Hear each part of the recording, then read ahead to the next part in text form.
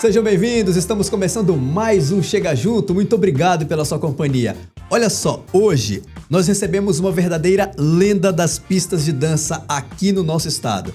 Ele começou ainda na adolescência com discos de vinil debaixo do braço e se tornou uma referência nacional no movimento de danceterias e evento de flashback. Com mais de 40 anos de carreira, comandou rádios, clubes, festas históricas e continua arrastando multidões apaixonadas pela música que marcou época. Eu estou falando do nosso queridíssimo Raidy Rebelo, que já está aqui comigo para um papo especial demais. Mas antes, se inscreve no canal da R2 Ideias aqui no YouTube e compartilha esse nosso conteúdo com todos os seus amigos. Combinado?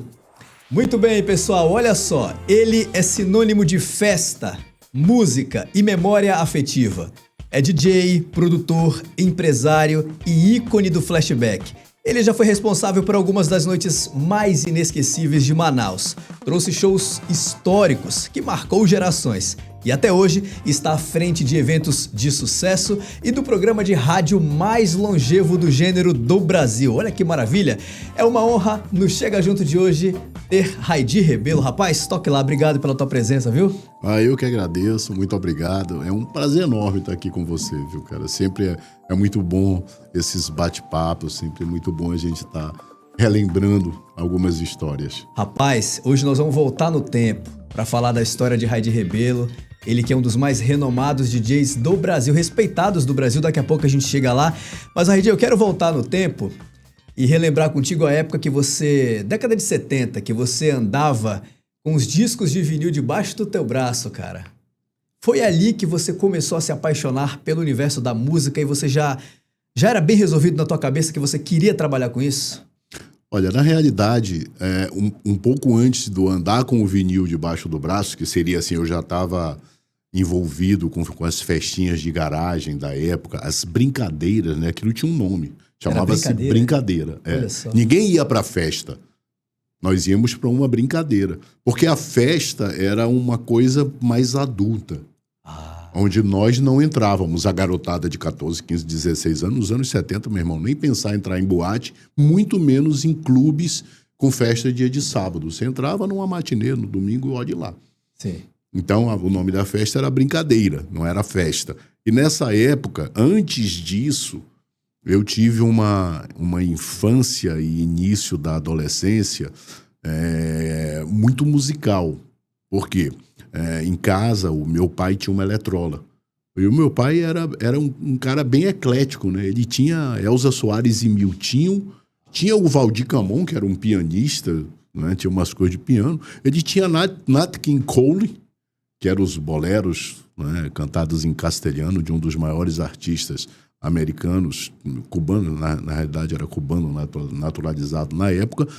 Mas ele também tinha Elvis Presley, cara, no meio da coleção dele. Tinha Glenn Miller, Tommy Dorsey, né? E principalmente Luiz Gonzaga, que ele era, assim, fã incondicional. Tinha praticamente a coleção do Luiz Gonzaga toda. Tinha o Luiz Gonzaga cantando até com Ray Conniff, meu irmão. Não sei de onde que ele arrumou aquele disco, mas tinha.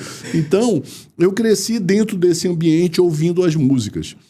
E essa eletrola era, assim, o suprassumo da tecnologia, né? Ela tinha o toca-disco, daqueles automáticos que você colocava 3 discos em cima do outro. Sim. E ele ia tocando até o final, voltava. Então era muito bom pra festa, que não precisava de DJ na época, né? Verdade. Você colocava 3 discos ali e ia embora.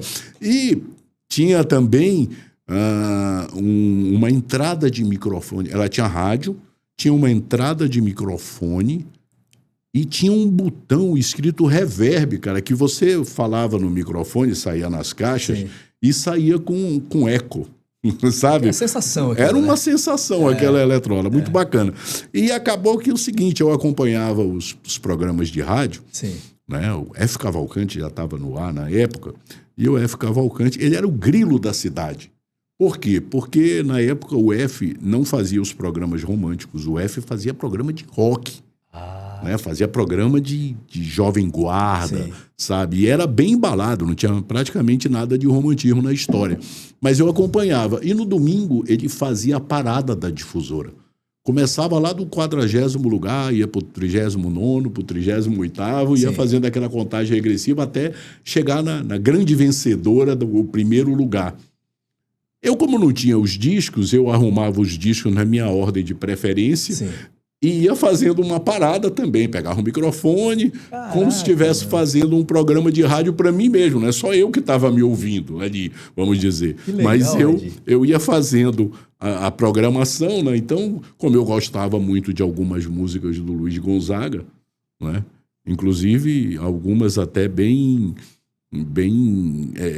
que não fizeram tanto sucesso na rádio, mas fez muito sucesso lá em casa. Com você, né? Ali no seu programa fictício. Fictício. Né? Botava as músicas do Luiz Gonzaga, botava Elvis Presley, aquela coisa toda. Depois, eu comecei a pegar uma grana com meu pai e comecei a ir nas lojas de disco e comecei a comprar discos. Então, assim, eu ia... E logo no início eu era meio metido a roqueiro, né? É mesmo? Eu ia nos... né? Tem algumas passagens interessantes, né? Por exemplo, eu na época aprendi a tocar violão com o Estevão Santos, que foi até senador pelo Amazonas, era considerado um dos grandes boêmios da época, tocava um violão maravilhoso, e eu tive algumas aulas com ele ali no Beco da Indústria, na Aparecida. Eu ia na casa dele, aprendi a tocar violão, e que era para conquistar as meninas, né, cara? Então, eu pegava violão, cantava uma música bem lá do Michael Jackson. E conquistou muita menina? E tal, sim, meu. Era bom na época. E essa coisa do violão me levou, inclusive, a tentar aprender a traduzir as músicas em inglês que tinha na época, né? A música do The Platters, né? O Only You, que tinha feito muito sucesso. Only You, You Are My Destiny. E aí eu pegava essas músicas, aprendia a letra e ia traduzindo para inglês, né? Procurava na época, tinha umas revistinhas que saía com as letras das músicas e com as traduções. Pegava a tradução do Only You e mandava como verso. Olha só. Para as meninas. Esperto, né? Esse, hein? Olha só. Então tinha todo esse ambiente. Na época. Eu já queria usar cabelo comprido, meu pai não deixava na época, né? Que meu pai era bem rígido nessa parte, não, negativo, corta aí militar. O máximo que ele permitia era meia cabeleira. É mesmo? Por isso que hoje você... Aí hoje eu deixei o cabelo crescer, que é pra... Então agora ele não tá por aqui para brigar comigo, né? Mas era impressionante. O meu pai viajava muito pro interior, ele era exator de rendas do governo do estado, da Cefaz, e ele viajava muito pro interior. Então ele passava, às vezes, 2 meses pro interior. Aí você aproveitava... E eu aproveitava para deixar o cabelo crescer. Quando ele chegava, meu irmão, não tinha jeito. No primeiro dia que ele botava o pé, ele me levava no barbeiro e corta.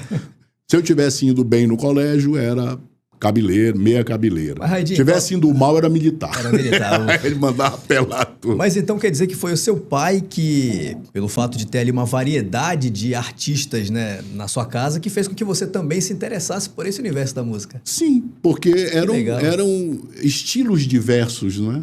Verdade. Muito diferentes. Então, você escutava Valdir Camus, é um pianista meio clássico. Sim. Sabe? Aí tinha lá o trio Iraquitã com aquelas músicas engraçadas lá, né? Depois... E aí eu comecei a comprar discos e comprei alguns discos do Led Zeppelin, inclusive, na época, não é? E eu tinha um primo meu, que infelizmente não está mais entre nós, o Geofanto. Ele era bem mais velho do que eu. Tinha uns 7, 8 anos mais velho do que eu e já trabalhava. Então, assim, enquanto eu era um adolescente mal saído das fraldas, ele já era um homem já, que já trabalhava. E ele era amante de música de discoteca, vivia na boate dos ingleses na época e tal. Legal. Então, ele comprava disco, conseguia discos, seja nas lojas de discos, seja através de comissários de bordo com quem ele tinha amizade, que traziam de fora. E ele ia ouvir os discos na minha casa, na tal Eletrola bacana, entendeu? E escutar lá em casa. E por aí, quando eu tinha meus 12 anos, 13 anos, o meu pai me deu um aparelho de som que era para me deixar a eletrola dele em paz. Olha só. Né? Que ele tinha meio ciúme. Tinha lá, ciúme. era um móvel que ficava na sala e tal. Então tinha todo um carisma aquela eletrola. E ele pegou e disse, não, vamos fazer o seguinte, eu vou te dar um aparelho de som. E ele me deu um aparelho de som da marca Decca. Nunca esqueci. O que esse aparelho de som tinha de especial? Além de mais potente do que a eletrola, né, ele era um receiver com toca-disco e tal, ele tinha as caixas de som destacáveis, o que era um avanço fenomenal na época. Porque é o seguinte, a eletrola era bacana, mas se tu quisesse levar para algum lugar para tocar, tu tinha que levar a eletrola inteira. E era uma picape para levar aquela eletrola. Né? Era tudo junto, Sim. entendeu? As caixas de som, era um móvel só. Então, eles precisavam de 4 pessoas para carregar, porque pesava para onde era, feito de madeira, nada de plástico, nada de... Entendeu? E precisava de um carro com carroceria, uma picape para te colocar, para levar para um lugar. Então, assim, era muito complicado. Fora que tinha a questão do seguinte, se você estava com um aparelho de som na sala, todo mundo dançando, de vez em quando um esbarrava, pulava a música. Entendeu? E aí, essa facilidade que o aparelho me deu, levava o aparelho para as festas, você botava as caixas na sala e eu ficava no quarto do lado, o pessoal ficava dançando na sala e eu ficava colocando as músicas em outro aposento, no quarto, em outro ambiente. Ficava ali, então era melhor, você ficava mais tranquilo. Não tinha headphone, não tinha mixer de pré-escuta, não tinha nada que a tecnologia traz alguns anos depois. Mas tinha as festas. Foi só assim que você deixou a eletrola do seu pai em paz? Deixei a eletrola do meu pai em paz. E aí, depois disso, seu pai deve ter agradecido. Pô, agora deu pro meu filho, ele vai deixar minha eletrola em paz. Depois de... Você ainda tem notícias dessa eletrola, não? Você sabe onde ela foi parar? Rapaz, eu fiquei curioso agora em saber. Não sei, cara. Olha, o que aconteceu foi o seguinte, o meu pai fez uma obra alguns anos depois. Ele aposentou-se e aí ele fez uma obra lá em casa, quebrou uma série de coisas e eu me lembro que essa eletrola sumiu. Sinceramente, eu não sei se ele vendeu, né? Porque pelo tamanho do móvel deveria estar por lá, mas acabou se perdendo no tempo. Quando a gente é mais jovem, cara, a gente não liga muito para as coisas, porque acha que as coisas vão ficar a vida inteira ali, né?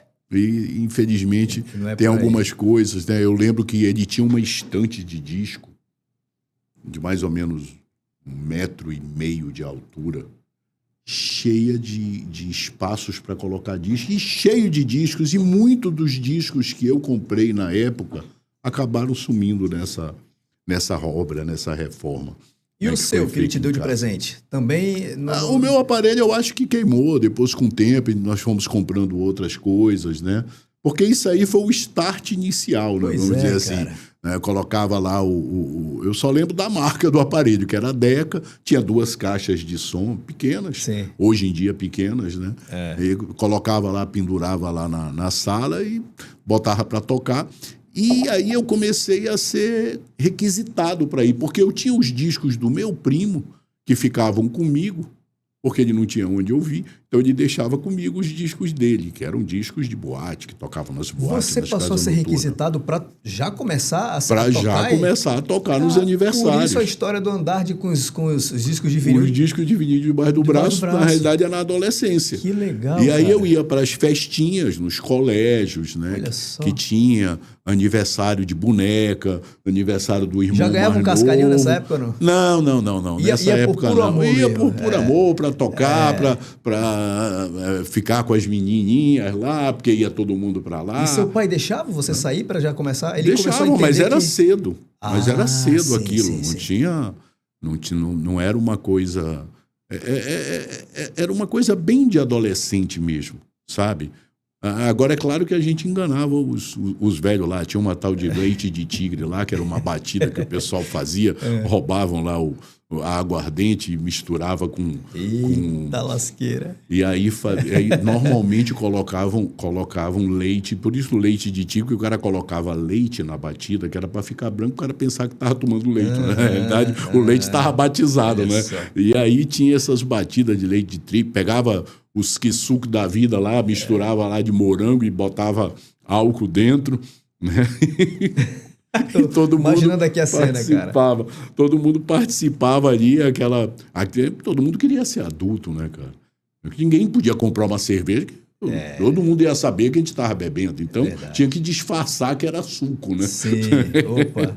E aí eu já era chamado. É claro que tinha outros amigos que levavam outros pedaços do aparelho. Que, por exemplo, eu só tinha o toca-disco. Aí tinha um outro lá que tinha um gravador de rolo. Aí levava o gravador de rolo. Entendeu? Aí tinha umas músicas gravadas lá que era para você passar de uma música para outra, porque senão tu tinha que parar o som. Tocava uma música de um disco, digamos que, tudo bem, às vezes você pegava um disco, na época de Disco Magic, um disco que tinha várias músicas, 5, 6 músicas de um lado, aí às vezes a primeira, a segunda, a terceira era legal, mas a quarta não era. A quarta era uma música lenta no meio das embalas. Aí, vai parar. Aí parava. Peraí, eu trocar o disco e tal. Aí no outro disco tinha só uma música e ia parar de novo. Então era legal você ter alguma coisa para ir variando pro som não parar. Aí você já gravava todas as faixas no único disco para tocar nessas festinhas que você ia? Para tocar nas festinhas. Olha só. E aí ou seja, eu pensando aqui, cara, você já tinha uma visão empreendedora desde essa época, né? Porque você já organizava com seus amigos, ia para essas festinhas, por mais que você não ganhava ali o seu dinheirinho e tal, mas isso, ao meu ver, já é ter uma visão de empreendedor que aí, nos anos 70, no final dos anos 70, que você, de fato, começou a iniciar a tua carreira profissional na boate Midson. É verdade? Sim. Como é que foi essa proposta? Foi dessas festinhas que a galera te viu ali tocando e tal, e aí, esse cara leva jeito pra coisa, vou fazer uma proposta para ele. Na realidade aconteceu o seguinte, em 78, em 78 para 79, eu entrei, tinha completado 18 anos, e o meu primo frequentava essa boate. A Midson. E começou a me levar para a boate. E tinha um discotecário lá, né? Eu vou usar o termo que se usava na época, não era DJ, era discotecário. Era discotecário, que é o nome tirado do nome que se dava ao responsável pelas discotecas das rádios. Toda rádio tinha discoteca, uma discoteca. O que era discoteca? Na realidade, não era uma casa noturna dentro da rádio. Era o lugar onde guardava os discos. Entendeu? Então chamavam de discoteca, lugar onde guardava os discos da rádio. E a rádio tinha um discotecário, que era o cara que sabia onde estava qualquer disco. Olha, eu lembro quando eu entrei na Difusora, isso em 1985, o discotecário era o Crisanto Jobim na época, cara, a Difusora tinha mais de 10 mil discos. Caramba. Então tinha que ter alguém para organizar aquela zorra, para pegar o disco. O fulano vai fazer o programa dele, tá aqui as músicas. Em algumas rádios, inclusive, era o discotecário que fazia a programação. Era o discotecário programador. Tá aqui, o fulano, você vai tocar? Tá aqui os discos, tá aqui a relação de música. A Difusora já era um pouco diferente, porque os locutores, cada um fazia o seu programa, o seu estilo musical. Então, eles solicitavam ao Crisanto as músicas, ou eles mesmos traziam as suas próprias músicas. Não é? Então quer dizer que o seu primo, que já frequentava... Ele falando de Difusora, eu tenho certeza que você ficou interessado em saber sobre a carreira de Raidi no rádio. O cara tá no ar com o mesmo programa desde 1985, minha gente. Começou na Amazonas FM. 40 anos esse ano. Opa, 40, verdade. 40 anos. Começou na Amazonas FM e hoje na Difusora. Daqui a pouco ele vai falar mais sobre isso, porque, falou de mais de 10 mil discos ali no discotecário da rádio. Onde é que foram parar esses discos, hein? Rapaz, mas daqui a pouco a gente fala sobre isso. Daqui a pouco... da rádio mas quer dizer que o teu sei. primo, Raidi, que já não está entre nós, ele meio que frequentava a boate Midson, então foi ele que te fez uma proposta. Estão precisando de um discotecário lá. Na realidade ele me levou na discoteca e o discotecário era amigo nosso, chamava-se Chiquinho. E um dia eu fui até lá e o Chiquinho e o meu primo tinha falado para ele que eu colocava disco nas festinhas, né, e tal. E o Chiquinho chegou comigo e falou, coloca aí as músicas aí que eu vou no banheiro. E saiu para ir no banheiro e eu fiquei na cabine de som colocando as músicas, sabe? Né? Colocava uma, colocava outra. Imagino aí, que você se realizou ali, hein, Raidi? Me realizei, cara. Lá, principalmente porque lá tinha um mixer Tonus IC3, eu lembro até do modelo do mixador. Era um aparelho que permitia você mixar uma música com a outra. Caramba. Sabe?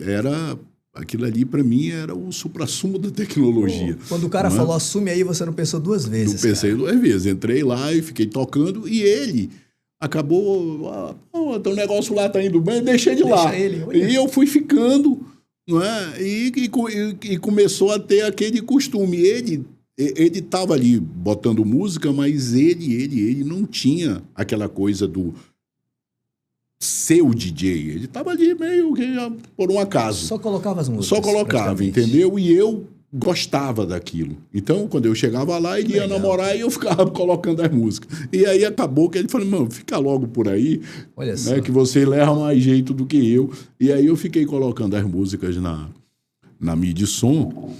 E na Midson tem uma coisa muito engraçada. O filho da dona da boate, ele era, cara, surdo. Sim. Ele era surdo, ou ele era mudo. Eu não lembro o fato direito. Mas ele sabia quando a música era boa ou não. É mesmo? Era impressionante, assim, porque esse cara não está escutando nada, como é que ele sabe? Ele escutava uma música e ia lá. Bacana. Que curioso isso. É bem curioso mesmo. Acho que ele está vivo até hoje, né? Não sei porque perdi o contato com ele. E aí, durante, um pouco antes da minha ida, aliás, um pouco depois da minha ida para a Midson, eu passei num concurso para a Receita Federal. Entendeu? Fui trabalhar no aeroporto como AVB, que era a sigla que usava para auxiliar de vistoria de bagagem. Ou seja, eu revistava a bagagem do pessoal que estava saindo de Manaus na época. Você chegou a exercer esse ofício?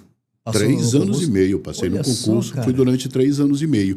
E lá eu comecei a ter muito contato e comecei a ganhar bem. Né? Receita Federal, trabalhava no aeroporto, garoto, fazia nada da vida, né? Morando com os pais. Que legal, e aí eu comecei a investir em equipamento. Olha só, comecei a comprar mixador, comecei a comprar uma série de aparelhos durante esse período que eu estava na Receita Federal. Sim. E isso acabou me possibilitando, nos anos 80, eu criar a equipe Aquários. Exatamente. Né, que era um nome baseado numa boate no Rio de Janeiro. Né? Tinha um discotecário no Rio de Janeiro muito famoso, na época, chamado Amândio. E ele lançou um disco, né? E esse disco tinha um efeito no início do disco, sabe, um efeito eletrônico, e uma voz Aquarius. E eu usava isso como vinheta da equipe de som Aquarius. Né? E aí eu, Tude Moutinho, meu irmão, que era 4 anos mais novo do que eu, já começamos a mexer em casa e com gravador de rolo que eu tinha comprado, e toca-disco, né? E todo mundo naquela vibe de descoberta, sabe, cara? De descobrindo como é que fazia mixagem, como é que gravava no gravador de rolo, como é que editava no gravador de rolo. Era um período de muita aprendizagem, vamos dizer. Maravilha. E logo depois, já em 80, talvez do meio para o fim, foi quando eu resolvi procurar o Rio Negro. Pois é. Que eu morava quase no mesmo quarteirão. Raidi, voltando um pouquinho ali, na época que você criou a equipe Aquários, foi ali que realmente você começou, digamos assim, a viver a noite intensamente aqui na nossa cidade? Começamos a fazer festinhas de aniversário, aí já era profissional. Já, porque na boate eu já comecei a ganhar. Sim. Na Midson. Quando eu criei a equipe para fazer festinhas de aniversários. A gente tocava num lugar, tocava no outro, já tinha equipamento, já tinha caixa de som, né? E como era a procura? Tinha muita procura assim? Tinha, cara, tinha, porque ainda havia aquela coisa de fazer a festinha. Só que aí já era profissional, sim, né? Ganhava um pouquinho, claro, mas ganhava, né? Já estava surgindo aquela coisa e a gente não pode esquecer que estava em plena disco music, né? Para você ter uma ideia, em 78 foi quando passou aqui o Embalo de Sábado à Noite. Os filmes passavam muito atrasados aqui. Embalo de Sábado à Noite tinha estreado em 77 nos Estados Unidos. Aqui passou em 78. Eu assisti umas 12 vezes, eu acho. Caraca! Eu ia assistir as sessões uma depois da outra, porque, cara, aquilo ali era o mundo que eu queria, o mundo ideal para mim. Pô, festa, aquela coisa toda. Então, eu assisti muito o Embalo de Sábado à Noite. E essa turma que frequentava acabava querendo fazer festinha, Sim. Até mesmo porque as boates que havia em Manaus, havia aquela coisa do menor, não podia entrar. Então, às vezes, o cara tinha 18 anos, mas a namorada tinha 15. E aí, como é que vai? Não vai. Então, fazia festinha, chamava DJ, que tinha música, e o cara ia para lá tocar. E eu estava lá no bolo. Que legal. E deu tanto certo o Grupo Aquários, que você mesmo foi pessoalmente fazer uma proposta para o presidente do Rio Negro na época para fazer ali a Black Laser, não é verdade? Era meio enxerido, né, bicho? Imagina um garoto de 18 anos de idade. Mas olha só, olha onde ele chegou, sendo enxerido, como ele falou.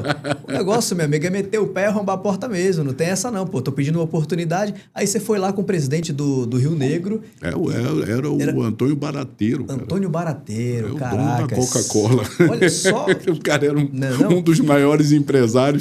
Mas eu fui lá e a ideia era o seguinte, era fazer a festa no Salão dos Espelhos do Rio Negro.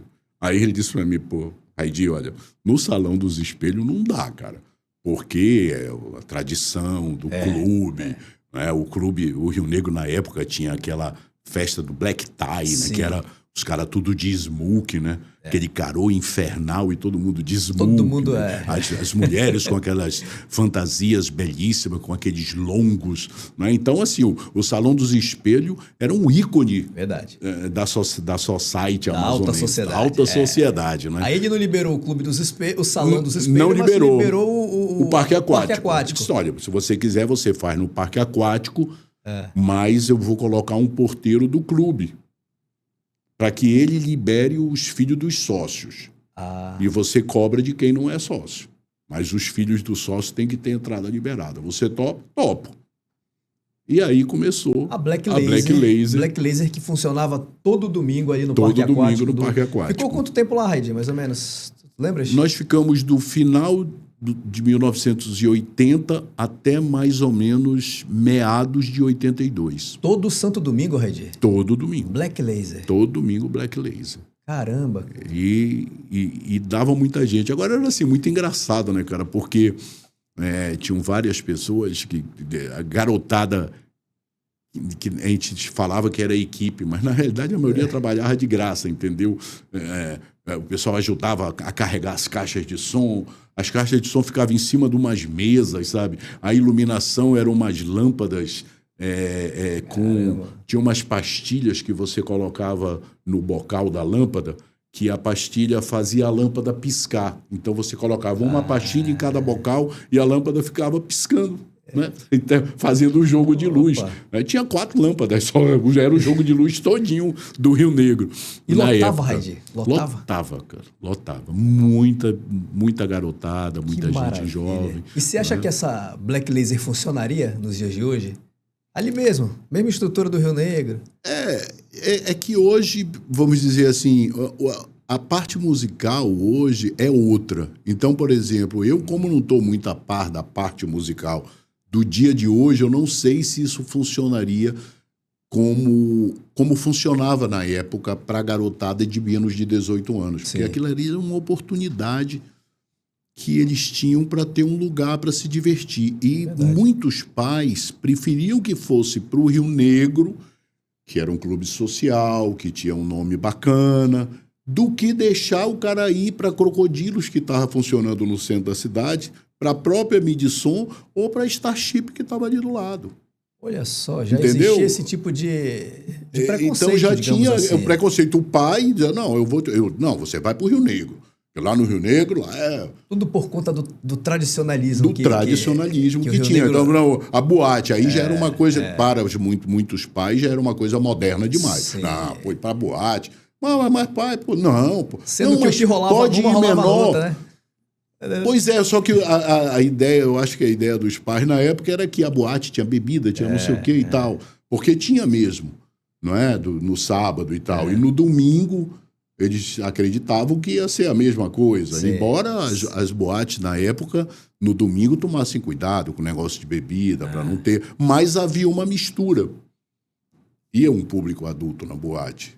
Né? E no Rio Negro era meio que é feito para garotada. É feito para gente menor de idade, vamos dizer assim. E aí, cara, a Black Laser fez tanto sucesso nos domingos do Rio Negro Clube que você foi convidado para tocar em outras boates aqui da cidade de Manaus. Inclusive, você tocava em muitas que de Abelha frequentava, Léo Jaime, não é isso? O que aconteceu RPM também, aí, Paralamas de Sucesso. o que aconteceu aí foi o seguinte. Tinha um amigo nosso em comum chamado Elton Pio de Souza. Também, infelizmente, não está mais entre nós. O Elton era filho do dono da Santa Cláudia. E ele era mais velho, inclusive do que eu, não é? 4, 5 anos. Ele já ocupava um lugar de destaque dentro das empresas do Grupo Santa Cláudia, que era o Guaraná Real, aquela coisa toda. Ele já era presidente do Conselho de Administração e tal. Ele já era um cara. E era um bom vivan na época. Era um cara que vivia na noite, gostava da noite. E, para você ter uma ideia, ele tinha o carro dele era um Miura, cara. Miura era, assim, o topo dos carros esportivos da época. Né? Eu lembro que o carro dele, o som ficava no teto, cara. Era um negócio assim... Miura. Era Miura o nome. E apertava no botão, levantava os faróis. Tinha uns faróis acopláveis, sabe assim... Era o carro. O Miura era um carro meio compacto, parecia um SP2, uma coisa assim, né? Era cópia de algum carro importado, mas... E ele tinha negócios com o Tropical. Sim. Um dia, numa reunião no Tropical, eles conversando, o Tropical falou: Elton, você que vive na noite, aí nós vamos abrir o Irapuru, que era a boate do Tropical, que eles tinham pronta, mas que não estava funcionando. Nós vamos abrir a boate Irapuru. Você que vive aí na noite, nas boates, na festa, cara, quem que a gente chama pra cá pra ser o discotecário da casa? Aí ele, chama o Raidi, cara. Ele tá levando uma garotada lá pro Rio Negro e do lado dele tá Starship, do outro lado, mais embaixo tá Crocodilos, com muito mais recursos, com muito mais luz, essa coisa toda, mas a garotada prefere ir para lá. Por causa do Raidi. E aí eles me chamaram... Traz o Raidi para cá. Traz o Raidi para cá. E eu fui pro Tropical, isso eu acho que foi no mês de abril de 1982. Cara, que a tua memória é boa, hein, Raidi? Vou te contar, hein? Na realidade é porque eu tenho uns recortes tudinho. De vez em quando eu olho, aí acabo. Lembrei daqui. Saquei. E aí, deu certo, você foi para essa boate do Tropical. Foi para a boate Tropical. Inaugurou você a boate. E sua equipe. Na realidade, sim. Foi a equipe toda, mas não precisava de tanta gente, porque lá seria uma coisa mais fixa. Então, como eu já tinha uma quantidade de equipamento maior, nós montamos a boate, as caixas de som, na parte central, ela tinha uma cúpula onde você podia colocar as caixas de som e começamos a fazer o Irapuru dia de sexta e sábado. E no domingo fazia o Rio Negro. Ficava no Rio Negro. E o público que ia para essa do Tropical? Sexta e sábado legal? Era o que chamavam na época de Jeunesse Doré, né? É mesmo? Tinha um colunista social chamado Gil, na época, que era famosíssimo, e ele falava muitas palavras em francês. Então, era a geração dourada, entendeu? Era a Jeunesse Doré que frequentava o Tropical, os filhos das melhores famílias. E o Tropical já no topo, né? O Tropical já era o hotel, já era, né? Era o hotel que realmente se destacava no Brasil inteiro, e a garotada ia para essa boate, porque, primeiro, era longe. Verdade. A estrada Ponta Negra, para você ter uma ideia, na época não tinha nem iluminação. Então, para você chegar lá, né, não tinha ônibus, não tinha nada. Então, você tinha que ir com alguém, com algum amigo e tal. Então, a garotada né, que tinha grana na cidade, toda frequentava lá e as festas aconteciam lá, né? Na época, alguns amigos meus que hoje são colunistas sociais muito influentes eram garotos e frequentavam, o caso do Fernando Sagnac, Fernando Araújo, o Fernando Coelho, né? O Deneriais, o Alex Deneriais, que não está mais entre nós, mas também frequentava lá na época, Carlos Aguiar, Pedrinho Aguiar. Então, essa turma toda fez do Tropical o point da cidade. Todo mundo que quisesse ser visto tinha que ir para o Tropical. Olha só. Então, o Tropical se transformou realmente durante esses anos aí, 82, 83, 84, ele era a coqueluche da cidade. Tanto que depois ele começou a abrir até dia de quinta-feira, tinha um jantar dançante. Olha só, toda uma programação, né? Toda uma programação. Era voltada. Sexta e sábado na boate do Tropical, domingo no Rio Negro Clube. Sim, mas no domingo no Rio Negro não demorou muito. Eu acho que mais uns 2 ou 3 meses eu parei com o Rio Negro. Ficou só na boate do Tropical. Tropical. Só na boate, porque acontecia muitas vezes da gente sair 6 horas da manhã do Tropical. Caramba, Raidi. Né? E teve também um detalhe muito interessante, que eu sempre falo às vezes para as pessoas que você tem seus anjos da guarda, né? Eu acho que os meus estavam todo mundo muito em forma nessa época. Quando eu entrei no Tropical, eu fiz amizade com um cara que ele era tipo o vice-gerente de comidas e bebidas. Ele não era o gerente, ele era o vice, ele era o controller. Era o cara que controlava a bebida que entrava, a quantidade de comida e tal. Inclusive, nós ficamos, eu namorava uma menina e ele namorava a irmã da menina na boate. E ele era fã da boate. Que legal. Cara, acredite se quiser, esse camarada, isso foi em 82. Esse camarada, em 82 ainda, ele se transformou, ele virou o gerente de comidas e bebidas que o gerente tinha viajado. Tinha saído, convite para um outro hotel. Em 83, ele virou gerente administrativo. Em 84, o cara assumiu a superintendência do Tropical. Caramba! Infelizmente, também não está mais entre nós, mas era o Lino Pacífico, se tornou um cara muito conhecido aqui em Manaus. E no ano de 84, o cara super novo, sei lá, com 28 anos de idade, o cara assumiu a superintendência do Hotel Tropical. Ele, para você ter uma ideia, ele chegou à superintendência da rede Tropical. Caramba! E ele amava discoteca. Tanto que, em 84, ele chegou comigo e falou, Radinho, vamos fazer uma danceteria. Eu falei, bora. Porque a boate, o conceito de danceteria era diferente. Por quê, Redi?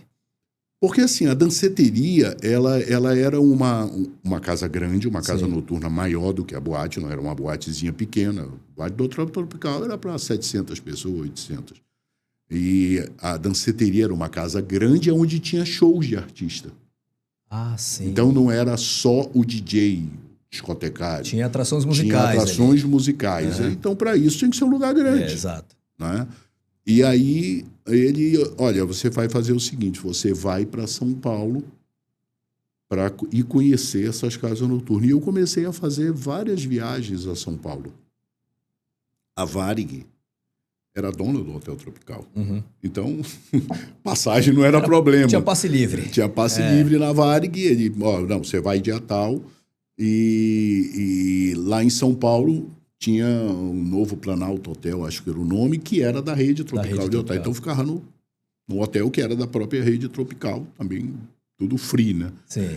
E tinha uma empresa lá em São Paulo chamada Rearte Traipu que trazia eventos para o Tropical, porque o Tropical fazia evento, carnaval, aí trazia o Neguinho da Beija-Flor, aí tinha... o baile dos namorados, aí trazia uma banda para tocar ali na piscina, aquela coisa toda.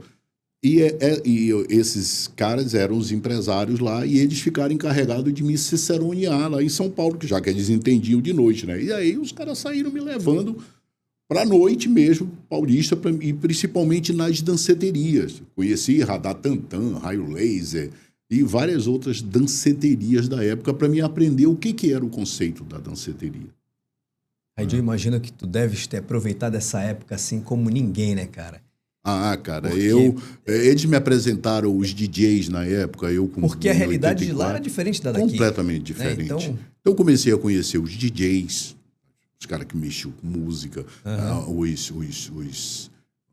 o pessoal das gravadoras, que tinha uma importância muito grande. Você conhecia um cara da gravadora, porque o cara te dava acesso aos discos, aos lançamentos, aquela coisa toda.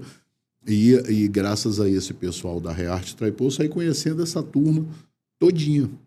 legal, cara. Aí de lá você voltou mais experiente. Voltei de lá com mais Bastante experiência, história na bagagem. com a ideia na cabeça do que era uma danceteria. E montou a danceteria aqui, E aí fizemos a montagem da danceteria, que também foi um sucesso. De que público, foi um grande de- sucesso. Eu cheguei a contactar com alguns grupos musicais que eu assisti em São Paulo, nas festas, um deles, o Kid Abelha e o Abóboras Selvagens, né? E eu recomendei a contratação aqui para o pessoal da Rearte Traipu, porque eram eles que iam contratar os artistas que iam tocar na Estúdio Tropical, foi o nome da danceteria, que foi feita no espaço reservado pelo Tropical para ser o bingo. O Tropical, quando foi feito, a ideia, no início da construção do hotel, era que o Tropical tivesse jogos dentro, fosse um local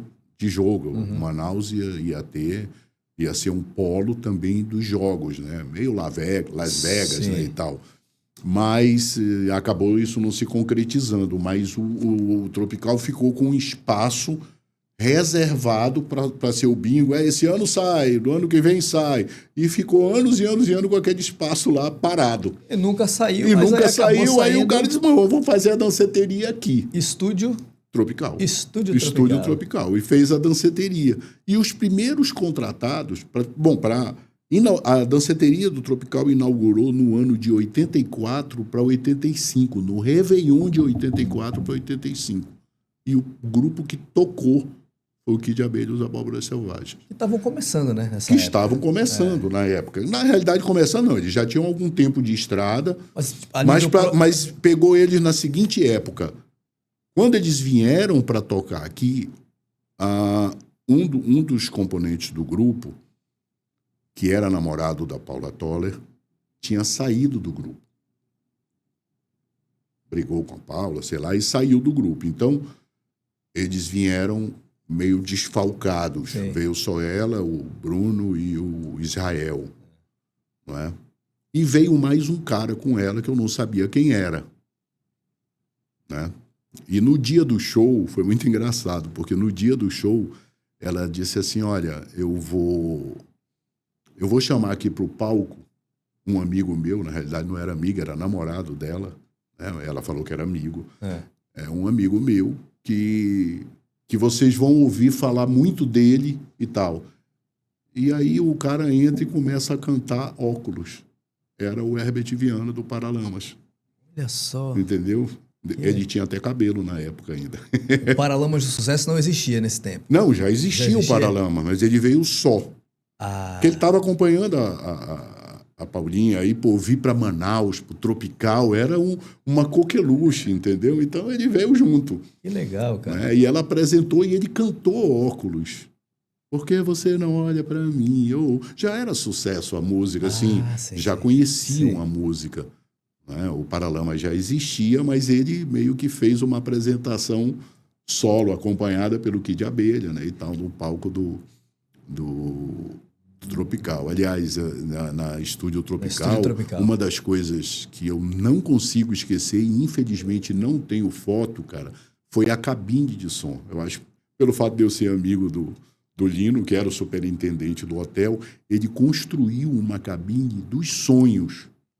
Imagina uma cabine em forma de disco voador. Sabe o disco voador dos Jetsons? Sim. Sabe o disco voador dos Jetsons? Era igualzinho o disco voador dos Jetsons, com luzinha na aba todinha, umas lâmpadas, E você não tem nenhum registro disso, Raidinho? Não tenho registro disso, cara. Só a memória? Só a memória. Caramba. Sabe, toda com vidro, subindo até o teto. Era uma cabine com 25 metros quadrados, 5 metros por 5. e tinha 2 aparelhagens de som, porque tinha 2 pistas. Sim. Então, ela Poxa, tinha legal. uma aparelhagem de frente para a pista principal, que ficava na frente do palco, o palco ficava bem do lado da cabine, Aham. e tinha uma outra aparelhagem de som de frente para outra pista, Caramba. sabe? Então, era muito engraçado, porque eu estava tocando do lado daqui, aí daqui a pouco eu vou passar para o lado de lá. E ligava o equipamento do lado de lá e começava a tocar para outra pista também, né? Mas eu quando penso que tava nos lotada. arquivos do Tropical deve ter. Eles Cara, devem ter essa...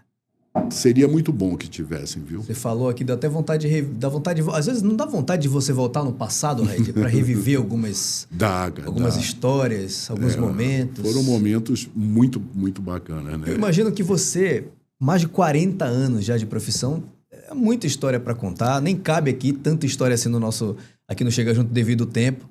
Mas tá tudo guardadinho na tua memória, né? Com muito carinho, eu imagino, né, Red? Tá sim. E depois o Paralamas do Sucesso foi contratado para tocar aqui, tipo em março, abril. Sim. Só que no meio do caminho tinha um Rock in Rio.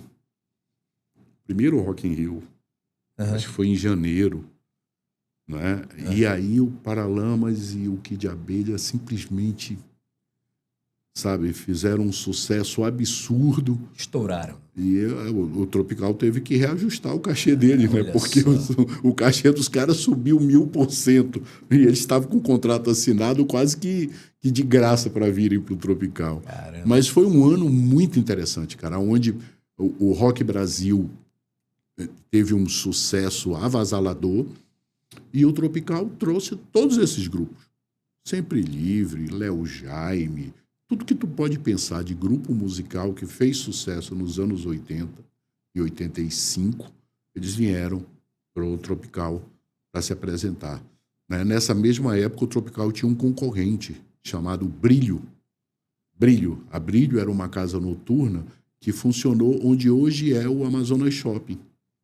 É mesmo, Sabe o Amazonas Shopping? Ali tinha uma casa noturna que era do Ronaldo Tiradentes, olha só, chamada Brilho. E também trazia artistas, trouxeram Dominó, era concorrente direto do Tropical. Caramba. Artisticamente falando, sim, não é? Sim, claro. Em termos de trazer artistas. E você está falando dessa época aí, Raid, foi justamente no momento em que o rock brasileiro viveu o seu maior boom, digamos assim. Né? Viveu o seu boom. E nessa época, por causa do Tropical, por causa do sucesso da Estúdio Tropical, foi que eu entrei na Amazonas FM. Pois é, aí que a gente vai chegar agora, porque aí que eu queria chegar. O Dance Mix, ele começou, pessoal, na Rádio Amazonas FM, que eu acho que, me corrija se eu estiver errado, não existe mais essa rádio hoje, né? Eu acho que não existe. É o seguinte, a Amazonas FM, na realidade o Dance Mix sempre foi difusora. Quando a Amazonas FM estava sendo inaugurada, e aí o Nivelle Dow, que era o sobrinho do Felipe Dow, tinha sido encarregado de montar a rádio. Aliás, a rádio estava montada, faltava botar para funcionar. A grade de programação. A grade de programação. E ele teve uma ideia simplesmente brilhante, cara. Ele pegou os DJs, os discotecários das principais casas noturnas de Manaus. Pegou o Ronaldo Tiradentes, lá da Brilho, o Raidi, do Tropical, Luiz Cláudio Santoro, da Faces in the Groove, que era uma boate belíssima que tinha na Djalma Batista, moderníssima, não é? E juntou aí com José Dantas, que era um garoto que mexia com Charme Music, era um DJ, um cara conhecido da noite em Manaus, hoje é desembargador lá em Roraima, né? E levou esse cara para a rádio. O Renato Pitanga, que é um radialista fantástico, tem até web rádio hoje, é um cara bem conhecido no Amazonas inteiro, também estava nessa rádio, juntou essa turma toda e lançou a Amazonas FM. E a Amazonas FM, com essa turma dentro da rádio, ela falava diretamente para a garotada. Imagina. Então eu tinha um programa de rádio toda noite na Na Amazonas FM. Nossa, peraí, Chamava-se Radir. Mixmania. Tá. Então não era Dance Mix, virou na difusora, mas na época da Amazonas Na época era Mixmania. Mas eu queria voltar um pouquinho da emoção, porque você, lá na tua adolescência, você brincava de ter o teu programa de rádio, né, cara? Você falou aqui no início da nossa entrevista. E, de fato, quando você recebeu uma proposta, um convite para, de fato, ter o programa de rádio, imagina que deve ter sido um momento emocionante para ti. Muito, muito, muito. Vou realizar meu sonho de criança. Foi muito bacana, vou realizar meu sonho. Eu tinha uma proximidade com a difusora muito grande. Em 82, 83, quando eu estava como discotecário do Tropical, eu ia muito na difusora levar disco para o Joaquim Marinho. O Joaquim Marinho, meu amigo querido há muitos anos, né, nos deixou aí alguns anos atrás. O Marinho, ele teve uma importância transcendental na minha carreira, porque ele era um cara muito antenado com o que estava acontecendo. Então, como eu tinha acesso aos discos nos Estados Unidos através de um amigo que eu tinha conhecido, ele viajava muito para os Estados Unidos e trazia disco para mim. E a única coisa que eu tinha que fazer para ele era gravar uma fita com as músicas para ele. Olha só. Ele me dava os discos e tal. E eu pegava esses discos importados e levava para o Marinho. E o Marinho, pede essa música aqui, que essa música aqui é muito bacana e tal. E aí nós ficávamos fazendo essa troca, né? Eu vivia dentro da difusora na época. Isso até 85, quando eu recebi a proposta para ir... Para ter o teu próprio programa de rádio. próprio programa de rádio. Imagino... Porque entrar na difusora era impensável. Pois cara. é. Só tinha medalhão lá. Eu imagino. Era o Eduardo Monteiro de Paula, era o Dudu, não é? Então tinha aquela coisa, embora a difusora tivesse saído da AM para a FM sem uma mudança muito grande do parâmetro dos locutores.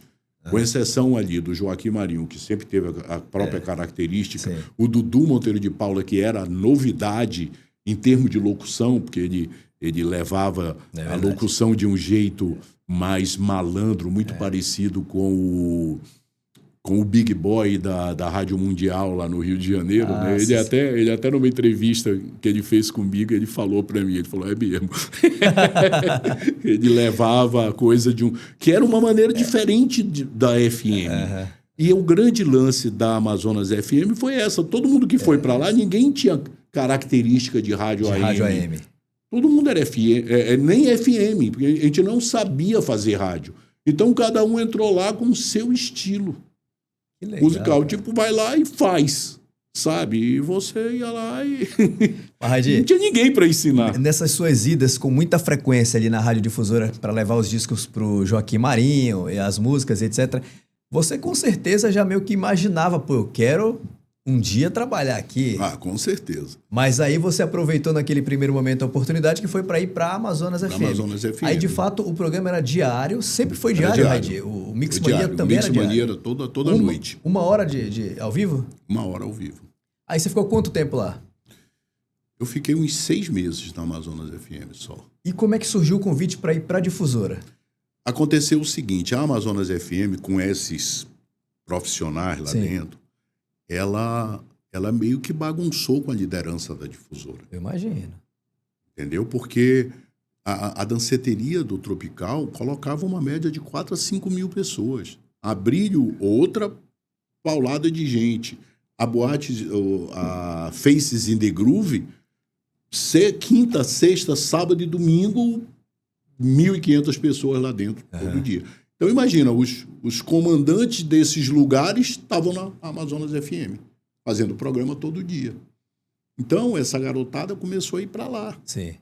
A se ligar na Amazonas Acompanhar FM. a programação. E depois o Marinho me contou essa história. O Marinho disse que comentou com o Josué Filho na rádio, falou, tem que trazer o Raidi para cá, viu? Essa garotada aí, vai ser a turma que vai estar aí lá pro mais 2, 3 anos, eles vão dominar com essa garotada, porque essa garotada tá toda com eles. Mas alguns não aceitaram a proposta para sair. O Cláudio Santoro não quis, outros não quiseram. O Kleber, que era um radialista da noite também, que tinha um estilo bem interessante, topamos. Então, acho que o Eudes também. E aí topamos e fomos para a Difusora. Eu fui porque, pô, eu tinha um Marinho lá, o Dudu Monteiro de Paula, quer dizer, pô, eu estava em casa. Sim. Vamos dizer assim, né? Fui para lá, aceitei o convite, maravilhado, cara, porque o meu sonho era trabalhar na Difusora. Pois é, né? Né? Fui para lá e aí caí nas graças do Josué Filho, né? A quem, assim, eu tenho uma gratidão enorme, sabe, pela maneira como ele me recebeu e pela maneira como ele me deu liberdade para fazer o que eu quisesse musicalmente falando na rádio. E isso foi muito importante, porque, imagina, a Difusora era uma rádio que praticamente não tocava música internacional, que tinha um lado muito grande de música nacional. E era uma época, cara, que você era obrigado por lei, a tocar 30% de música nacional na programação da rádio. É mesmo? Era uma lei, tinha. É obrigado a tocar 30%. Tudo imagina, eu com um programa com 100% de música internacional. Pois é, cara. Né? Então, fizeram alguns arranjos. Por exemplo, antes de mim tinha o programa do Ormando Barbosa. Né? O Ormando estava, na época, na Difusora. Ele tinha um programa de pagode antes do meu. E na época eu lembro que a Fezinha disse, olha, Radir, você vai ter que tocar 30% de música nacional. E o Josué disse, não. A gente não tem um programa 100% nacional antes dele? Tem. Então pronto, já pagamos... Resolvido. Já pagamos os 30% dele. E eu pude fazer o programa tocando somente as...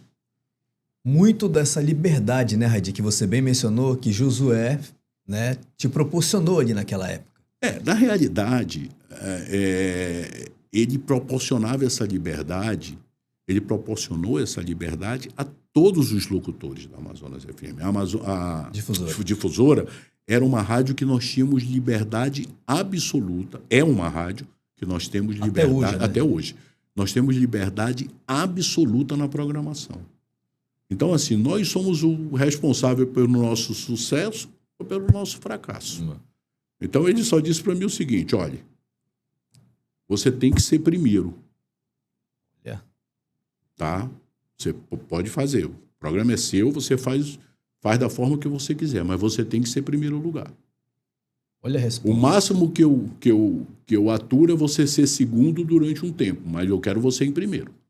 E conseguiu essa colocação, Radir? Consegui. Ou foi um trabalho que demorou? Não, foi até bastante rápido. Porque primeiro que eu já estava na Amazonas FM. Quando eu fui para a Difusora, já carregou uma parte do público. Eu fui exatamente para o mesmo horário que eu estava na Amazonas FM. Ah, sim. Então já veio uma parte do público. E uma outra coisa que me ajudou foi o seguinte. Na época, estamos falando dos anos 80, tinha internet, não tinha celular, não tinha uma série de coisas. A garotada... só tinha rádio como fonte, porque ninguém queria ficar escutando as novelas lá, né? Então, o cara ligava, e eu me lembro que à noite, cara, você passava nos lugares, nas ruas da cidade, estava todo mundo sintonizado. Caraca. Na Difusora. Era um dos poucos programas, o único programa da noite que tocava música internacional, que tocava música que a garotada queria escutar. Sim. Não é porque eu tocava a música que estava fazendo sucesso naquela novela lá, bacana, mas também tocava aquelas músicas exclusivas que o cara não ouvia em lugar nenhum, só ouvia na festa. Sim. Entendeu? E isso aí eu entrei na Difusora em outubro de 1985. E o programa já entrou indo muito bem, não é? Já com uma audiência boa. E certas coisas, por exemplo, eu levei para a Difusora o patrocínio da Splash, que tinha acabado de surgir na época. A Splash Pizza. Tinha acabado de surgir na época. E eles patrocinavam. Essa história era o Rodolfo e... esqueci o nome do outro sócio lá. Rodolfo Braga e o outro sócio. Eles abriram a Splash ali no Le Bon Marché. ali no Dom Pedro, não tem o Le Bon Marché? Sim. Eles abriram a Splash ali. E quando nós saíamos do Tropical, não existia nada, meu irmão, ali naquela avenida. Era tudo escuro, a avenida, a Estrada da Ponta Negra. Coronel Teixeira. Nem tinha esse nome. Não era Era esse Estrada da Ponta Negra. E não tinha nada ali, não tinha um lanche para você parar para comer. O primeiro lugar que tinha para comer era o Le Bon Marché. Então você vinha de lá, parava no Le Bon Marché, ali tinha a Splash, tinha uma outra lanchonete lá e tal, e eu parava lá para coisar. E um dia eles chegaram comigo, falaram, pô, cara, quer fazer uma parada aí? Te sorteio umas pizzas lá na festa lá. E aí, quando o cara sair, ele vem aqui, você passa aqui com a gente, dá o nome do cara, e a pessoa come a pizza aqui com a gente. Assim que começou a parceria com a Splash. Assim começou a parceria com a Splash. E aí parceiro do programa de rádio. Quando também. eu entrei na Rádio Amazonas, eles já estavam comigo e davam uma pizza todo dia. Caramba. Todo dia eu sorteava uma pizza da Splash. E a parceria foi tão boa que foi para difusora também. Foi para difusora também. Raidi, hoje o Dance Mix ele continua sendo um programa diário, né, ao vivo, só que 6 horas, não, começa 5 e... Não, ele começa às 9h30 da noite até 11. Mas de tarde a difusora não toca flashback também, né? Não, é porque foi o seguinte, durante uma época o meu programa foi à tarde, de 4h30. Eu lembro dessa época. 4 às 5 horas. Mas eu fiquei pouco tempo nesse horário. Na realidade, o programa foi para esse horário por coisa da própria rádio. Tipo, a rádio resolveu mudar a programação. Eu entrei na rádio para fazer esse programa de 9 horas da noite. Sempre, de 9 às 10. Era o horário que eu fazia na Amazonas FM, foi o horário que eu fui para a difusora. Depois, já nos anos 90, tipo 93, o meu programa foi para 5 horas da tarde. Aí, durante a década de 90, durante um bom período, eu fiz esse programa de 5 às 6 da tarde, logo depois do programa do F. Cavalcante do For Make Love. Sim. Eu fazia esse programa no final da tarde. Isso até 2000, acredito, eu fiquei nesse horário. Depois, eu passei um período fazendo o Dance Mix só no final de semana. Sábado, de 4 às 6 da tarde, e no domingo também no final da tarde.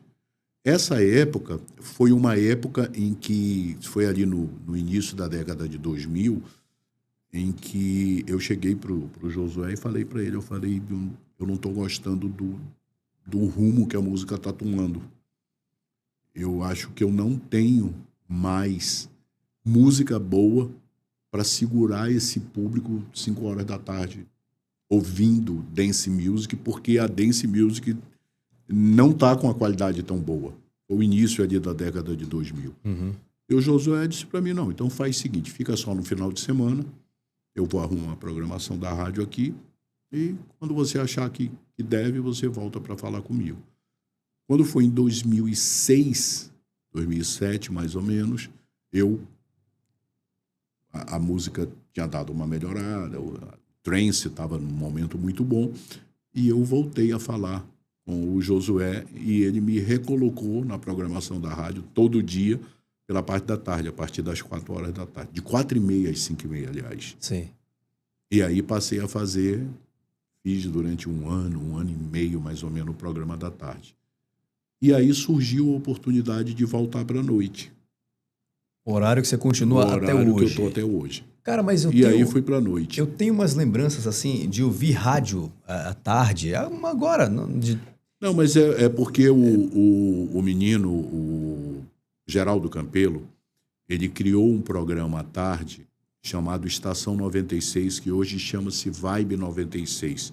E é um programa de flashback. Ah, entendi. Entendeu? Entendi. Então, eu associava logo ao teu nome, olha, impressionante. Mas porque o flashback é associado. Exato. Desculpa, uma música antiga. Eu imagino que era o programa do Raidi. Na realidade, é o Geraldo Campelo, que, por sinal, faz um programa maravilhoso, porque ele toca muita coisa que eu toco, mas Sim. ele também toca coisas que eu não toco. Ah. Entendeu? Porque, assim, existem músicas que são flashbacks que não fazem parte do estilo musical de uma boate, de uma verdade. danceteria e tal. Mas que são músicas boas. É verdade. São músicas excelentes. Então ele faz o programa, né? Algumas coisas ele toca do que eu toco, mas toca muita coisa que realmente eu não toco, porque senão eu iria desviar Sim. o nicho principal do programa, que era sempre apontando para os meus eventos. Sim, sim. Entendeu? Ô, Raidi, esse ano você comemora 40 anos na rádio, né? Com esse mesmo estilo de programa. Aham. Você ainda consegue chegar todo santo dia para fazer o programa ao vivo com aquele mesmo entusiasmo do primeiro dia? Olha, hoje o cansaço cobra um pouco o seu preço, né? Principalmente quando a gente faz viagens no final de semana e tal. E tem a facilidade da gravação, né? Que não tinha antes. Então hoje eu tenho um equipamento em casa que eu consigo gravar Sim. e mandar a voz para a rádio para que insira dentro da programação. Mas alguns dias para mim são emblemáticos, entendeu? Por exemplo, segunda-feira eu não deixo de ir. Por quê? Porque segunda-feira eu dividi o meu programa, isso já faz bastante tempo, o programa está dividido em dias por estilo musical. Então a segunda-feira é o dia do freestyle, que é um dos meus estilos preferidos. Sim. Na terça-feira já é um programa voltado para a dance music dos anos 80, ou seja, ela toca as músicas da década de 80, que não são freestyle, mas que tocaram nas pistas de dança. Certo? Na quarta-feira, normalmente, tem futebol. Quando acontece de não ter futebol, a gente faz o programa, mas aí a gente mistura os vários estilos nesse dia. Na quinta-feira é dia de Eurodance, que é o estilo musical dos anos 90. Sim. Eurodance. Na sexta-feira é dia de Ítalo e Techno. O Ítalo House é um estilo musical do início da década de 90, mais ou menos ali, para te dar um exemplo, Black Box, Right on Time, tal, aquilo ali, sim. é o Ítalo House, o Lee Merrill, né? São músicas do Ítalo House. E toco uma parte e logo depois, junto com o Ítalo House, toca o Techno, que é ali de 92, 93, o James Brown is Dead e tal, aquela coisa. E toca um pouco do techno, do Too Limited dessa época também. Né? Ou seja... No sábado, de 4 às 6 da tarde, a gente faz meia hora de cada estilo. Ah, que legal. E no domingo, eu abandonei completamente o Dance Mix. No domingo é um programa chamado Flash Disco, que já começou, já teve até o nome de Túnel do Tempo na época, já deve ter uns 12 a 15 anos no ar. Né? O Flash Disco, ele é um programa que toca anos 70 e 80 até 85, que é o ano que o Dance Mix, na realidade, ele é um programa de flashback dele mesmo. Sim. Né? Porque ele existia em 85, o cara, tu tocava flashback em 85? Não. Em 85, 86, 87, até 2000, o Dance Mix era um programa de música nova. É verdade. Entendeu? Cada ano ele tocava o que estava acontecendo naquele momento nas pistas de dança. Isso até 2000. Certo? Quando chegou em 2000, aconteceu o seguinte, tinha fechado a Spectrum, eu tinha ido para Crocodilos, 2001. Nós tínhamos noites dos flashbacks dentro da Casa Noturna, teve na Spectrum. A primeira noite do flashback que eu fiz foi em 1992. Né? Em 1992 eu fiz a primeira noite do flashback no Shake. Mas ela era uma festa dentro da programação da Casa Noturna. Depois eu fiz no Bancrev, eu fiz em vários... Todo ano eu fazia 2, 3 edições, tocava as músicas de antes. Então, imagine, em 92 eu não tocava música de 95, nem tinha aparecido ainda. Então, eu tocava música de 88, 89 e tal. Aí, em 93, né, quando chegava em 96, aquela música de 92 já tinha virado flashback. Então, ela já entrava na programação do flashback também. Quando foi em 2001, um amigo meu, que era um dos irmãos Baidum, o Abud, ele falou, Radinho, bora fazer uma festa de flashback no no Manaus Park. Manaus Park era um estacionamento que tem ali no centro, que hoje é a Galeria Flávio Espírito Santo, Sim. onde foram alocados os camelôs, lembra? Ali era um estacionamento que não funcionava no final de semana, porque era um estacionamento para os caras que iam para lá, para o centro da cidade. Então parava os carros lá. Mas no sábado e no domingo não parava carro nenhum. Então nós alugamos o estacionamento. Olha só. E eu fiz uma noite do flashback ali. Ali que começou. Ali que começou essas festas separadas, sem ter a ver com a Casa Noturna. Com a Casa Noturna. Fiz a primeira noite do flashback ali. E foi sucesso de público? Absurdo. Deu tanta gente que nós fizemos a parte 2 no sábado seguinte. Uau! Que nem era a programação, era para ser uma festa. Acabou sendo 2. No mesmo mês. Numa semana, outra na outra. Na semana porque seguinte. A ideia era fazer ela em tempos... Tipo de 3 em 3 meses. De 3 em 3 meses. Isso. E deu tanto certo, o sucesso de público que você fez na semana seguinte na semana seguinte. Naquele estacionamento que aos finais de semana tava fechado. Eram fechados. E foi ali, Raidi, que nasceu então essa festa que é tradicional até os dias de hoje, né? Que aí você passou por vários lugares e hoje é Exatamente. Aí eu parei de tocar nos finais de semana nas casas noturnas, que eu tocava na Crocodilos. Sim. Eu falei, não vou tocar mais. Parei de tocar. Peguei o meu programa de rádio, transformei num programa de flashback dele mesmo. Por que eu falo flashback dele mesmo? Porque ele passou a tocar assim, imagina só. Segunda-feira, é um programa de freestyle. Ele toca as músicas que foram lançadas de freestyle no final dos anos 80, 86, 87, 88, 89, foram os anos que tocaram freestyle. Na terça-feira, ele toca o que tocou de dance music dos anos 80. Então ele toca Rick Astley, toca Cyndi Lauper, toca essa coisa, que foram lançados depois de 85. Por isso que eu digo que ele é um programa de flashback dele mesmo. Ele não vai antes de 85. Ele não vai antes de 85. Quem toca músicas de antes de 85 é o Flash Disco, do domingo. Sim. Que ele toca nos 70 e 80 até 85. Ele também não invade ele não toca freestyle no Flash Disco, que já é um ritmo do Dance Mix. Então ficou dividido dessa forma.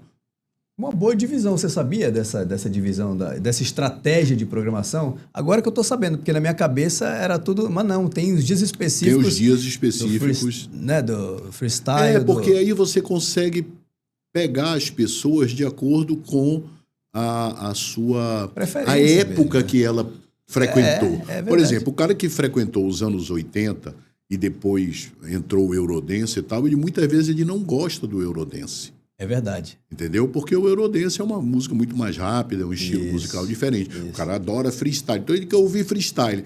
Se eu fizesse o programa, vai tocar 2 freestyle, então o cara quer dizer, vou ter que escutar, vou escutar 2 músicas que eu gosto. Então, segunda-feira eu escuto freestyle. Já tem um dia determinado ali. Já tem um dia que ele vai ouvir só as músicas que ele gosta, que ele curte. Muito bom. A gente estava conversando aqui, antes de começar a nossa gravação, como... Naquela época parece que era tudo muito mais mágico, né? Você se encontrar num Shake, numa Spectro, lá na Crocodilos. Você tem essa impressão? Acho que é muito... Claro, devido à tecnologia de rede social hoje, que é tudo muito mais fácil, né?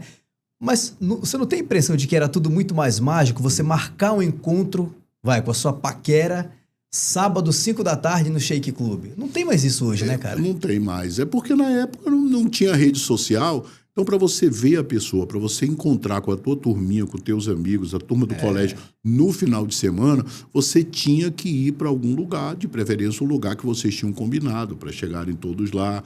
Aí, de repente, você via na escola aquela menina bonitinha, né, que você queria, de repente, dar uma conversada com ela. Para onde você vai final de semana? Eu vou para a Spectre, eu vou para o Shake, eu vou para o Bancrévio.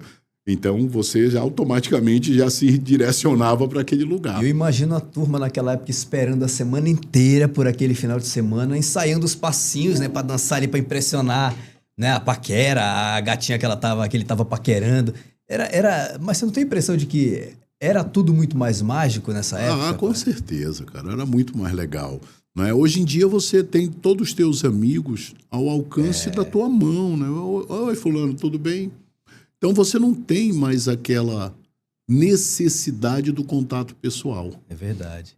Não é que hoje não seja bom, guardadas as devidas proporções, toda a tecnologia na qual a gente vive, de, né, celular ali, todo mundo muito mais próximo virtualmente falando, mas é que se for parar para pensar, naquela época era tudo muito mais tete a tete, olho no olho, humanizado, digamos assim. Com certeza, né? E você, vamos dizer assim, você acabava tendo aquela saudade dos amigos, do grupo, porque você, às vezes, fazia amizade na discoteca com pessoas que moravam do outro lado da cidade. Não era do teu bairro, não era da tua escola. Na discoteca ele acabava fazendo amizade com o cara morava na Compensa, o outro morava no Zumbi. Sabe? A possibilidade de se encontrarem era zero. Verdade. Ô, Radi, você até hoje produz, continua produzindo e muito bem festas, eventos que reúnem muitas pessoas, uma estimativa de público enorme em cada evento que você produz. Existe aquela música que você não pode deixar de tocar, que senão o público vai à loucura, se você vê que está terminando a festa, pô, mas ele não tocou aquela. E qual seria essa música? Olha, eu acho que isso depende muito da época que você está fazendo o evento. Eu, com o passar do tempo, eu comecei a perceber que você podia meio que dividir os eventos. É claro que alguns é impossível. Por exemplo, a Flash Disco. Sim. A Flash Disco é uma festa que ela toca anos 70, toca 80 e toca 90. Uhum. Ela toca os 3 estilos musicais, até mesmo porque o público dela hoje não se resume a disco, aos anos 70. Acaba que vai o filho, vai a neta, e aí você acaba tendo gente de todas as faixas etárias e você tem que tentar agradar a maioria daquele público, vamos dizer assim. Então você acaba tocando um pouco de 70, um pouco de 80 e um pouco de 90. Então, é claro que se você está fazendo uma festa de anos 70, você não pode deixar de tocar alguma música da Donna Summer ou You Set My Heart on Fire da Tina Charles, entendeu? Que é a grande música. Agora, existe uma música minha que eu usava, quer dizer, minha não, né? A música que eu usava para tocar, eu uso para tocar. Ela servia como característica de entrada minha nos anos 80, depois passou a servir na década de 90, quando ela já era um flashback, e hoje em dia eu toco em qualquer uma das festas, com exceção, por exemplo, das que são muito direcionadas, como anos 90, por exemplo, aí ela não dá para tocar porque ela é 80, Sim. Que é a Lisa Lisa Can You Feel the Beat. É uma música que ela toca nos anos... Toca na disco, ela toca no Remember 80, ela toca em vários... Se eu vou fazer uma festa de flashback, uma noite do flashback, né, eu também toco. Então, para talvez você e o público entender um pouco, a disco toca as 3 décadas, a I Love 90 toca somente anos 90, a noite do flashback, ela toca somente 80 e 90, com uma diferença em relação a disco também. Além de não tocar 70, a noite do flashback não toca rock, que é uma característica também da disco. A disco toca um pouquinho de rock, os rocks nacionais que fizeram sucesso nos anos 80 e tal. Sim. A noite do flashback, ela foca mais no som que tocou no Shake, no Bancreve e na Spectrum. Legal. Nos anos 80 e 90. Que maravilha. Aí hoje nós já temos a Summer Hits, Sim. que é uma festa que já toca 92 mil, que é o novo flashback que o pessoal chama, rapaz. Né? Eu ouvi falar nisso tá aí. Entrando já, o novo flashback. Meu novo flashback. Ô, Radi, como vai ser daqui a, sei lá, 20 anos? As músicas que estão fazendo sucesso hoje, elas vão poder ser consideradas, claro, né? Flashback, claro, mas voltando a falar daquela questão de magia, não vai ter a mesma magia dessas aí dos anos 80, 90 e 2000. Eu tô errado, cara? Não, você está certo. Eu acho que nós não vamos ter festa de flashback daqui a mais alguns anos. Agora, uma coisa, por exemplo, que eu não esperava que acontecesse já, e está acontecendo, é essa esse revival focando para a década de 2000. Verdade. Entendeu? Eu não esperava que fosse agora, tão talvez cedo demorasse. assim, né? Mas se você pensar, não está tão cedo, porque eu lembro que na década de 90 você já tocava flashback dos anos 80, entendeu? E você fazia uma noite do flashback em 2000, você tocava música dos anos 90 que tinha acabado de terminar a década. É verdade. E nós estamos em 2025, os 10 primeiros anos da disco já fazem pelo menos 15 anos que deixaram de tocar. Então, músicas do início da década de 2000, as músicas Fly With You, essas músicas do início da década de 2000, elas já têm 25 anos, cara. Apesar de não parecer, né? Não parece, mas tem. Então, a garotada que curtia 2000 ali, que tinha seus 17, 18 anos de idade, tu coloca 25 anos na costa do cara, o cara já tá 40, 43 anos. É verdade. Outro dia eu ouvi falar de uma festa que fizeram relembrando o ano de 2004, que foi o ano da dance, da nova dance que chegou aqui no Brasil, como Let's Go, Magic Box, que é uma música boa também de se ouvir. Agora, recente, acho que uns 2 anos atrás, uma festa temática dos anos especificamente de 2004. E 2004 é o quê? Mais de 20 anos. Realmente, apesar de não parecer, porque eu não sei se você tem essa impressão, mas eu tenho a impressão de que 2004, 2010... Estava logo ali, né? Foi ontem, meu amigo, parece. É impressionante. É verdade. É impressionante. É verdade. Hadi, eu realmente gostaria de ter muito mais tempo aqui no nosso... A gente já deve ter até ultrapassado, acho que o tempo de 1 hora aqui do nosso Chega Junto, mas tá valendo muito a pena, porque o papo é com o Hadi Rebelo, essa lenda viva da nossa música e considerado um dos DJs mais respeitados aqui do nosso Brasil no gênero de flashback.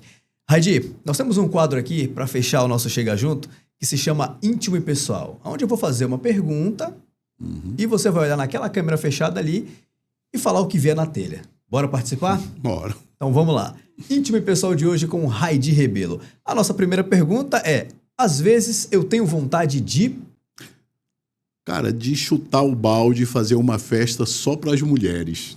Eita! Acho que isso é um projeto que eu tenho aí a médio prazo e que... Vai rolar? Eu acho que vai rolar. Eu, quando coloco uma coisa na cabeça, eu consigo fazer. Só você tocando ali e só mulherada na festa. Só mulheres na festa. Você sabe que tem muita gente, muitas meninas, muitas senhoras que não vão numa festa de flashback porque de repente pode se indispor com alguém Sim. dá em cima, alguém... Né? As mulheres, principalmente, têm muito receio dessa abordagem masculina, às vezes agressiva numa determinada festa. É verdade. Né? Às vezes o marido não curte muito e acaba, não vai não, porque eu não vou estar lá para tomar conta de você, aquela mas coisa, nessa aquela só de mulheres machista. ela Mas vai. essa de mulher ela vai poder ir Já tem um de nome boa, em mente já? sem nada. Algumas sugestões, mas eu ainda não tenho nada certo. Então vai rolar esse projeto aí, aguardem, mulherada, uma festa só pra vocês, liderada por Hadi Rebelo. A nossa próxima pergunta do nosso Íntimo e Pessoal de hoje com Hadi Rebelo é: eu choro quando... Escuto funk. Rapaz, Não todos, delicado. tá? Porque o funk, assim como a música, tem características diversas. Não é? Principalmente aquele funk proibidão e tal. Cara, eu acho que aquilo ali é plenamente descartável. Entende? E principalmente quando agride as mulheres, sabe?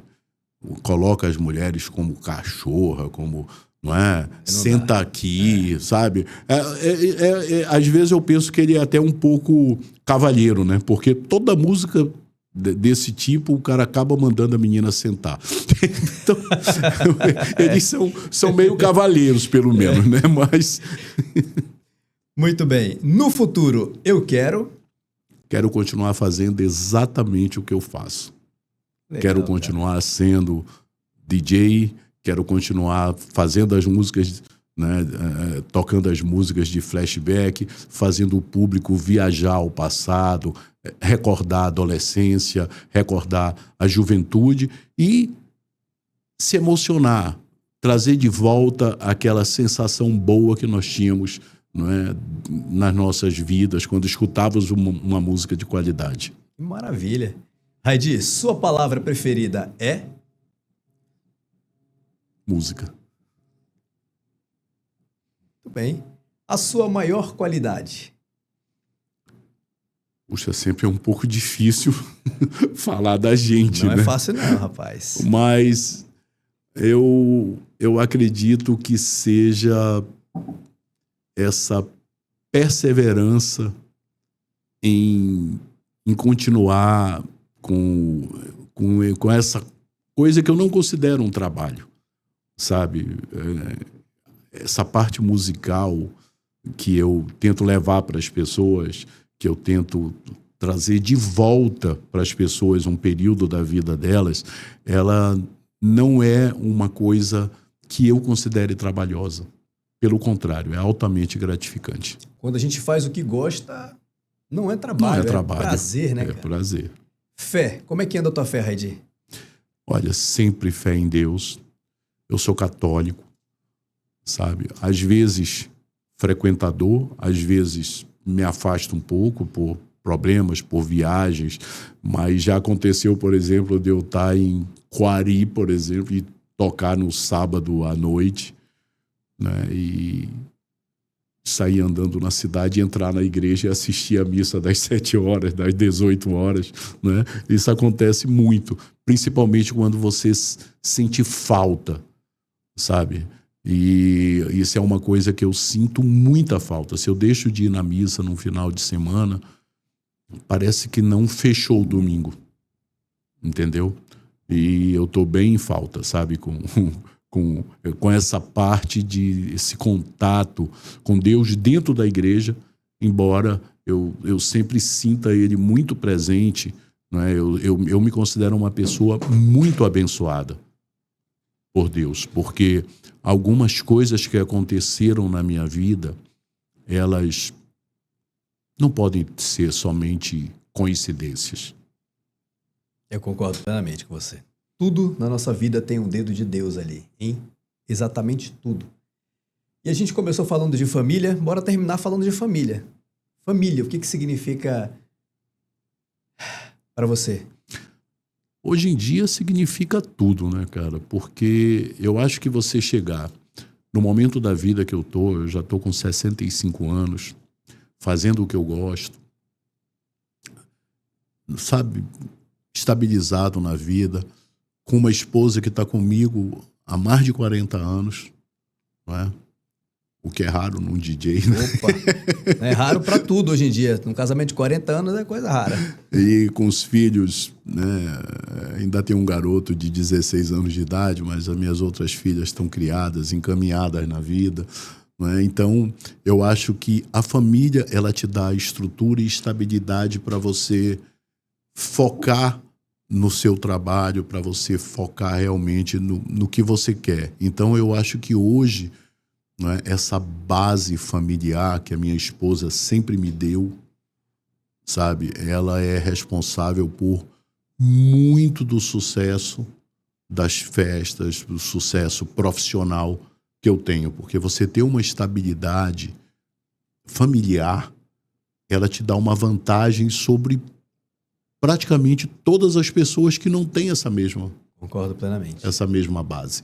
Você acaba, vamos dizer assim, você acaba saindo na frente da grande maioria, principalmente porque quando você olha para as pessoas que são da minha profissão, sabe, que está na terceira mulher, na segunda esposa, ou muitas vezes com a família completamente desagregada, você percebe o quanto é vantajoso você ter uma família. Concordo plenamente com você. Raidi Rebelo hoje no nosso Chega Junto. Agora eu tenho um presente para te dar, que é essa caneca personalizada aqui com o nome de Raidi Rebelo. Olha só, mostra aqui para a câmera fechada. Olha só, Raidi Rebelo, um oferecimento da Eclipse Service, que é a nossa parceira aqui do nosso Chega Junto, para que você possa, todas as vezes que tomar uma água, um café, lembrar desse momento aqui para você, Raidi. Pode ficar à vontade. Muito obrigado. Eu agradeço muito.